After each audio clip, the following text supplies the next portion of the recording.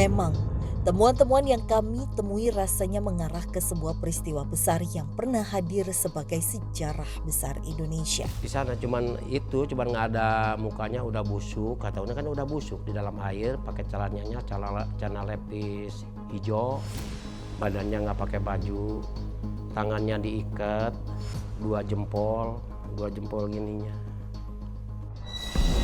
Nah, di tahun 80 itu ada zaman yang namanya Petrus adalah penembak yang untuk menghilangkan manusia-manusia yang punya tato gitu Mas ya.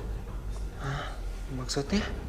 Jadi penembak-penembak itu diminta sama, saya nggak bisa menyebutkannya, Ya. untuk menculik bahkan menghilangkan yang mempunyai di tubuhnya itu penuh dengan tato Mas ya. Oh, berarti memang ada orang yang memerintahkan beberapa orang lagi Ya. untuk menghabisi orang-orang yang memiliki tato di tubuhnya. Betul, menculik dan Menculik. menghilangkan jejaknya. Oh. Nah, dia termasuk yang Salah satu korbannya. Iya, betul Mas ya.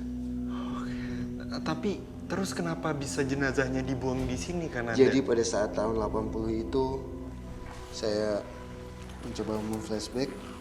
Ini dulunya bukit dan masih hutan, full hutan, belum ada bangunan sama sekali Mas ya. Jadi bahasanya tahun 80 itu masih aman untuk ngebuang jenazah di sini, mayat, dan tidak ada yang ketahuan kayak gitu Mas ya. Oh, itulah alasan jenazah dari sosok ini akhirnya dibuang ke sini. Betul, Mas, ya. Agar tidak ketahuan. Betul. Jadi emang dihilangkan jejaknya supaya tidak ketahuan. Terus, sorry tadi, tapi tadi kan Anda sempat bilang kalau sebelum dieksekusi, Ya, si sosok ini tuh sempat disiksa terlebih dahulu. betul. Lalu ditembak di Kepalanya. kepalanya.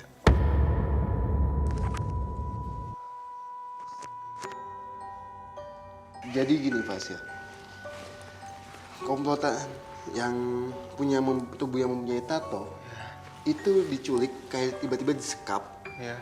lalu dimasukkan di mobil, itu disiksa dulu, lalu ditembak di mobil itu Mas ya, lalu dibuang. Bahkan dibuangnya itu bukan dengan tubuhnya kayak gini, tapi dibungkus dengan kayak apa sih, dimasukkan ke suatu plastik kayak gitu. Plastik lalu dibuang kayak gitu Mas ya. Astaga. Pokoknya ketahui saya mah ada yang diikat dari belakang gini, ada yang pakai karung, kakinya sampai begini. Di sini nggak hanya satu aja Mas ya. Tidak hanya satu jenazah. Ya, tapi sangat banyak. Ya.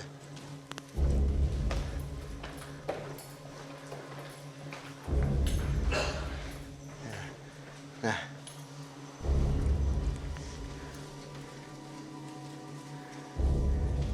di bangku ini juga ada Fas ya, Di sofa ini ya. di sofa ini.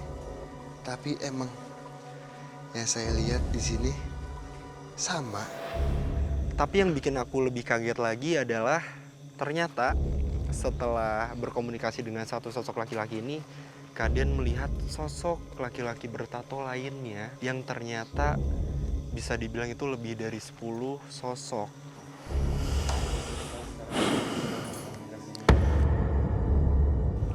Nah, ini sosok bahkan tidak melakukan tindak kejahatan Fas ya.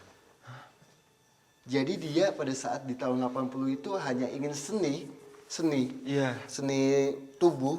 Jadi dia hanya mentato badannya, tapi dia malah diculik Fas ya. Astaga. Makanya dia dengan duduk di sini, duduk di bangku ini,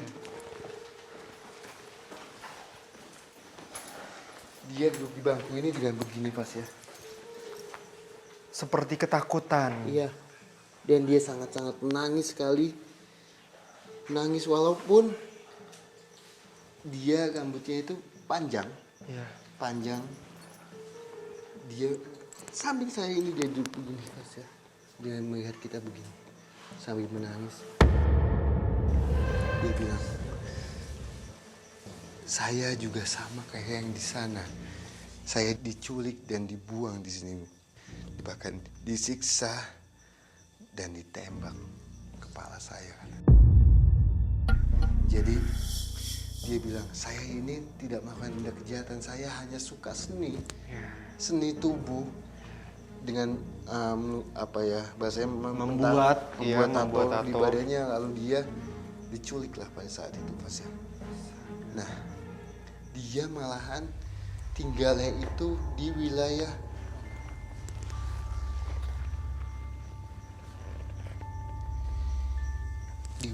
Cijantung katanya. Cijantung. Ya, Oh, lagi-lagi bukan dari wilayah sini ya, Bukan. Kananda. Oke, untuk sosok ini Kananda, apakah sosok ini disiksa dengan cara yang sama seperti Sama. sosok sebelumnya? sama. Bahkan yang tadi di awal itu yang suka mengganggu juga hanya pipi saja Fas ya. Iya. Dia bahkan semua tubuhnya Fas ya. Dengan kayak selai, Belati mungkin ya. ya kayak belati gitu, kayak disiksa. Dan setelah dia sudah tidak berdaya lagi lalu ditembak kepalanya. Saya mau mancing-mancing gitu malam-malam. Saya malam ikut gotong. Orang itu yang udah mati bangkai-bangkai itu, bertato itu. Saya yang pernah ketemu mah ada 2. Di tahun 80 itu mekanisme atau sistemnya itu adalah diculik Fasa. Manusia yang tubuhnya mempunyai tato itu tiba-tiba diculik dan dimasukkan ke mobil lalu dieksekusi. Dieksekusi. Dan itu dalam waktu berskala. Iya, bahkan dia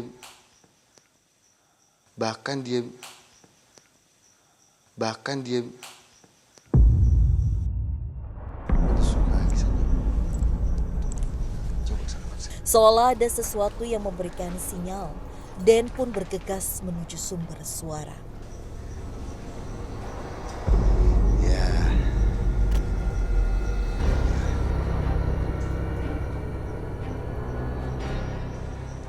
Di sini ada 4 laki-laki, Fas ya.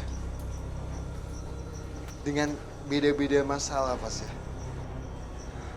Ada 4 sosok laki-laki bertato juga kan? Betul, Anda? Fas ya. Tatonya pun letaknya itu beda-beda. Gak hanya di tangan aja, bahkan di semua Sekujur badannya ya. ada, Fas ya. Dan siapa yang mau komunikasi kamu? Dia bilang gini. Semua yang di dalam itu dibuang di tengah-tengah hutan, tapi hanya dia dibuang di sungai. Dekat sini ada sungai kalau tidak salah, Fas ya.